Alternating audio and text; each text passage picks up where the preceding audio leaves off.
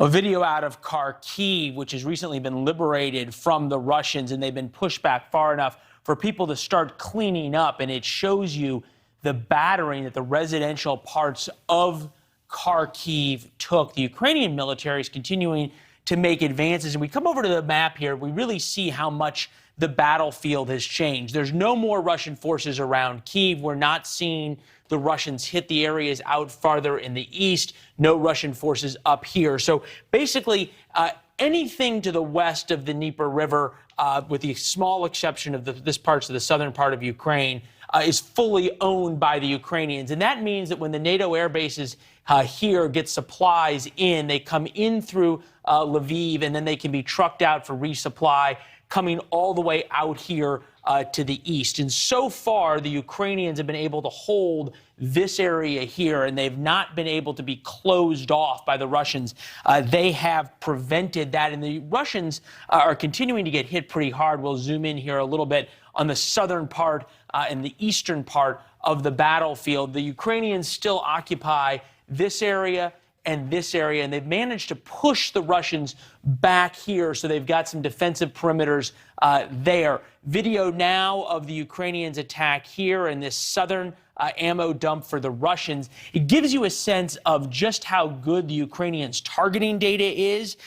Ukrainian officials say the strike came after Russian military vehicles in a warehouse were spotted from air reconnaissance. And this is where the drones that are being used, they came from the United States and also came from Turkey, are so helpful in terms of exactly targeting and then being able to destroy in real time these Russian facilities. The big issue right now remains in the southern part of Ukraine.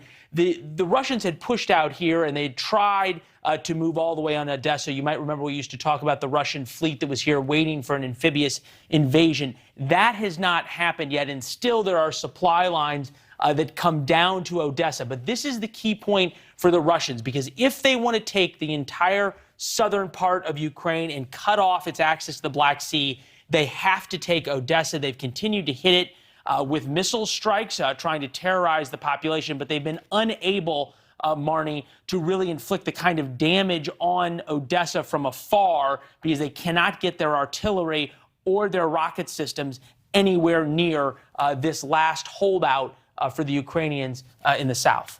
Yeah, Leland, it is important to get those people out before there's not any time left. I want to bring in our guest tonight, who is just outside of Odessa, retired Air Force Special Operations Commander Maj Glenn Ignazio. He is helping to rescue people with the help of E3 Foundation. Sir, so good to talk to you. First of all, just describe what you've seen since you've been there. It's actually pretty fluid throughout the country. It was up in Kyiv where it's fairly calm. But down into Mykolaiv, it's very tense. You can actually feel the tension as you get into the to much more of the hostile areas, and the Russians are still, really bed down and dug in. But Mykolaiv is definitely in need. Odessa is on edge because of, again, the attacks that have been going on. But the worst thing is I was north of Kyiv in Bucha, which is absolutely devastating. The other thing is recently, just before we went on, I got a note out of Kharkiv where they're starting to open things up, and they're really in need for psychological, mental health assistance. People are coming out with absolute, I would say, battlefield coma, where they're just not able to talk. They're completely out of it.